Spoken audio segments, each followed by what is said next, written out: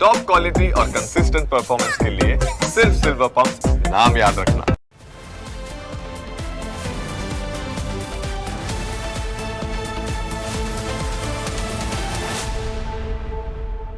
નમસ્કાર, તમને સ્પર્શતા તમામ સમાચારોની છે અમને ફિકર અને એટલે જ હું આપના માટે લઈને આવ્યો છું પ્રાઇમ 9 વિથ જીગર।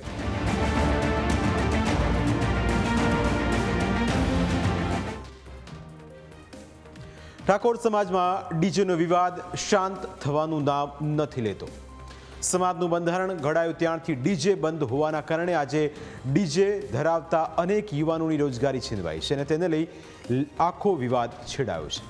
સમાજના લોકો સહિત હવે તો રાજકીય નેતાઓ પણ આ મામલે બે ભાગમાં વહેંચાઈ ગયા છે। કોઈને એવું લાગી રહ્યું છે કે ડીજે દૂષણ છે, તેને દૂર કરવામાં આવે, જ્યારે કોઈને એવું લાગી રહ્યું છે કે ડીજે વિના પ્રસંગ અધૂરું લાગે।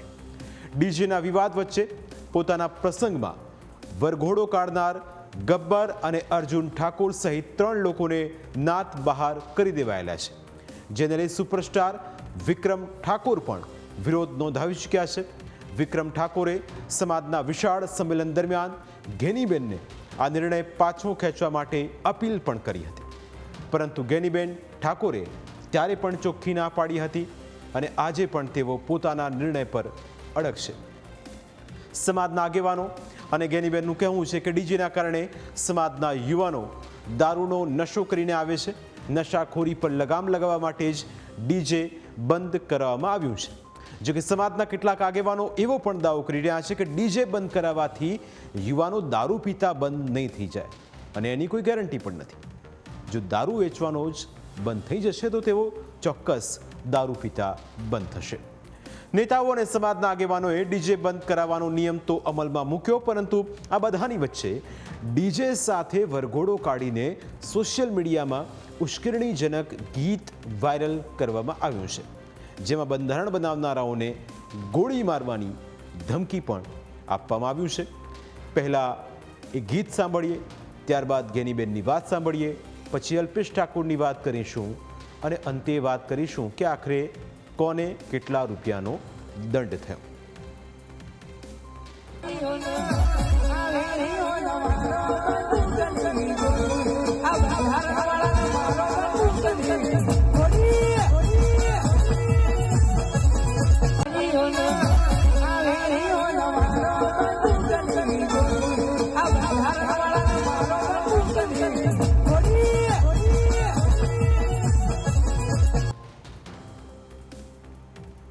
આ ગીત વાયરલ થયા બાદ ગેનીબેન ઠાકોરે સ્પષ્ટ શબ્દોમાં કહી દીધું કે કલાકારો પોતાની મર્યાદામાં રહીને સંસ્કૃતિ મુજબ ગીતો ગાય તે જરૂરી છે।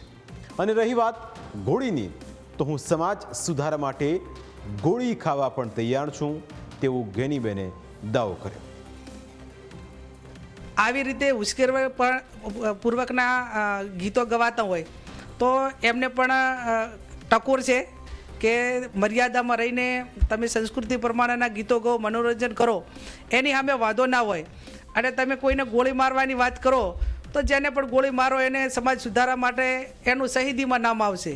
અને વ્યક્તિગત રીતે મારી તૈયારી છે, કદાચ આ સમાજના બધાય સમાજોનું આટલું સારું થયું હોય અને તમામ લોકો ખર્ચામાંથી બહાર નીકળતા હોય અને શિક્ષણ તરફ આગળ વધતા હોય તો આવી ગોળીઓ ખાવામાં, ગોળીઓ મારવાવાળાને એમને બધાને જે મારશે એમના માટે જેને લાગશે એનું પણ શહીદીમાં નામ આવશે અને વ્યક્તિગત મારી તૈયારી છે। તો બીજી તરફ 8 ફેબ્રુઆરીના રોજ બનાસકાંઠાના ભાભરમાં યોજાયેલી સભા દરમિયાન ગેનીબેને ડીજે ઉપર પ્રતિબંધ હટાવવાનો સ્પષ્ટ ઇનકાર કર્યો, સાથે જ સ્પષ્ટ ચેતવણી પણ આપી કે ડીજે તો આજે ચાલુ નહીં થાય અને કાલે ચાલુ નહીં થાય। હું તો અભિનંદન આપું છું આ સમાજને કે તમે બંધારણ કર્યું, એના પછી 6 કે 7 સમાજે બંધારણ કર્યું અને 6-7 સમાજોએ આ ડીજેનો મુદ્દો તો પહેલા નંબરમાં લીધો છે। એટલે આજે એ ઠાકોર સમાજના બંધારણના મનોબળને ઢીલું પાડવાની વાત તો નથી, પણ અહીં બાકીના જે 7 સમાજો છે એ પણ જ્યારે આપણી આ સારી વાતને આવકારતા હોય તેઓ 1 કે 2% કઈ નાના મોટા લોકો એના માટેથી ધંધો રોજગાર કરતા હોય એવી ટીકા કરવા વાળાને કોઈ સરેન્ડર ના હોય। જ્યારે આ ડીજે આવ્યા એ ટાઈમે ઢોરવાળે કોઈ એમ ના કીધું કે અમારી રોજગારી છીનવી લીધી, તો આ કાર ઢોલવાળા કહે છે, વાહણાવાળા કહે છે, કોની બજારવાળા કહે છે, કરિયાણાવાળા કહે છે, કાપડવાળા કહે છે. એટલે આ બાબતમાં જે હવે બજેટ 2026 નું પાસ થઈ ગયું એ હત્યાવી પહેલા આ બજેટમાં હું વ્યક્તિગત રીતે સમાજ વતી કહું છું કે કાંઈ ફેરફાર થવાનો નથી. ગેનીબેન ઠાકોરે સ્પષ્ટ કર્યું કે 2027 સુધી ડીજે વગાડવા પર કોઈ જ છૂટછાટ આપવામાં નહીં આવે અને નિયમોમાં કોઈ ફેરફાર થશે નહીં. જો કે અલ્પેશ ઠાકોરે દાવો કર્યો કે સાઉન્ડ સિસ્ટમ હોય તો ચાલી શકે, એટલે ડીજેથી વરઘોડો નહીં કાઢવાનો, એક જ જગ્યાએ સાઉન્ડ સિસ્ટમ ગોઠવીને ગરબા કરી શકાશે. એટલે કે જે સમાજના મંચ ઉપર એક સમયે એક સૂર હતો ત્યાં હવે રાજનીતિ પણ અહીં દેખાઈ રહી છે. ગેનીબેન કહી રહ્યા છે કે ડીજે નહીં વગાડવામાં આવે. બીજી તરફ અલ્પેશ ઠાકોર તેમાં છૂટ આપવા માંગે છે. દીકરાઓ આપણા છે, સમાજ આપણો છે, એનો બેસીને રસ્તો નીકળે. પણ હમણાં અહીંયા મેં જોયું કે આમાં એક વાત સારી લખી છે કે સાઉન્ડ સિસ્ટમ ગામમાં ગરબા રાખવા હોય તો રાખી શકાય, પણ એ બેઠું સાઉન્ડ બેસાડી ડીજે નહીં લાવી શકાય. પણ સાઉન્ડ તો હવે જે ગાડીમાં સાઉન્ડ સેટ કરતા હતા એ હવે અહીંયા સેટ કરજો. શું ફરક પડે છે? આમાં તો સાઉન્ડ સિસ્ટમ જે ગાડીમાં લઈને ફરતા હતા ત્યાં, માફ કરશો, ગીતોનું પસંદગી બહુ ખરાબ હતી, ભલા જે બધા કહેતા હોય. એટલે એક તરફ ડીજે બાબતે ગેનીબેન ઠાકોર આક્રમક છે, બીજી તરફ અલ્પેશ ઠાકોરે થોડી ઢીલાશ દાખવી છે. પરંતુ આ વિવાદ વચ્ચે સમાજના કેટલાક લોકોએ પણ સમાજના બંધારણને સ્વીકાર્યું છે. લોકોનું કહેવું છે કે સમાજના હિતમાં આ નિર્ણય જરૂરી છે, કારણ કે ડીજેના કારણે સમાજમાં દૂષણ ફેલાઈ રહ્યું છે. લોકોનું કહેવું છે કે ડીજે બંધ કરવાથી ફાયદા ઘણા છે, નુકસાન કંઈ જ નથી. જે સમાજે બંધારણ કર્યું છે તે ગામોગામ મિટિંગથી છે, અને જે ગામોગામ મિટિંગ થયા પછી આખા ઉત્તર ગુજરાત, બનાસકાંઠા, પાટણ ત્રણેય જિલ્લાઓના લોકો ઠાકોર સમાજ બહોળી સંખ્યામાં ઓગળજીની સાક્ષીએ ભેગા થયા અને આ બંધારણ સમાજના હિત માટે થયું છે.